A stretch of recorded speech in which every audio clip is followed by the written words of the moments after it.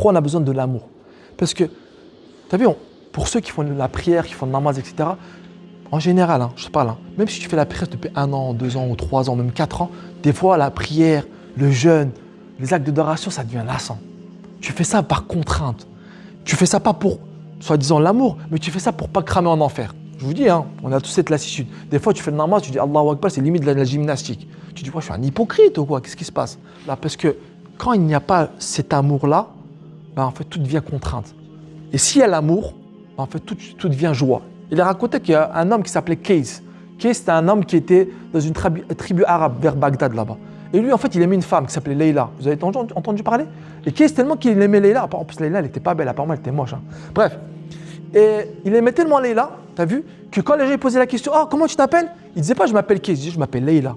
En gros, il avait perdu la boule. Et tellement qu'il a perdu la boule, on l'a appelé Mejnoun. Mejnoun, ça veut dire le fou. Donc vous connaissez l'histoire d'Leïla et Mejnoun. Vous avez entendu parler? En général, les amoureux, ils connaissent cette histoire. Et Mejnoun, tellement qu'il était fou d'amour de sa femme, un jour, il marche dans la rue comme ça, il voit un chien. Il prend le chien, il le galoche, limite. Je t'aime! Ça salue de partout, il fait des gros câlins. Les gens, ils pètent un câlin. Il dit, Mejnoun, qu'est-ce qui t'arrive? C'est un chien, il est sale. Qu'est-ce qu'il dit, Mejnoun? Il dit, mais vous savez pas, c'est le chien à qui? C'est le chien à qui? C'est le chien à Leïla. Alors que, pourquoi tu veux que moi, ça devienne une contrainte pour moi alors que c'est le chien à Leïla? En gros, pour faire comprendre que l'amoureux, il est prêt à endosser même la saleté, même les contraintes, quand ça parle de l'amoureux. Pourquoi je vous dis ça? Tu as vu par exemple quand Allah subhanahu wa ta'ala nous éprouve, quand il nous donne des épreuves, quand il n'y a pas l'amour, tu sais, ça devient quoi? Ça devient pourquoi Allah m'éprouve? Pourquoi? Pourquoi moi? Pourquoi moi? Pourquoi moi?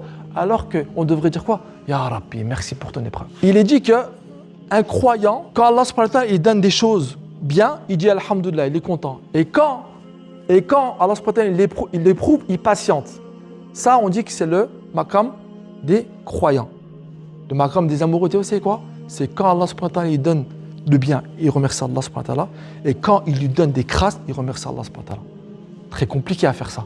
Mais ça, c'est le maqam des amoureux.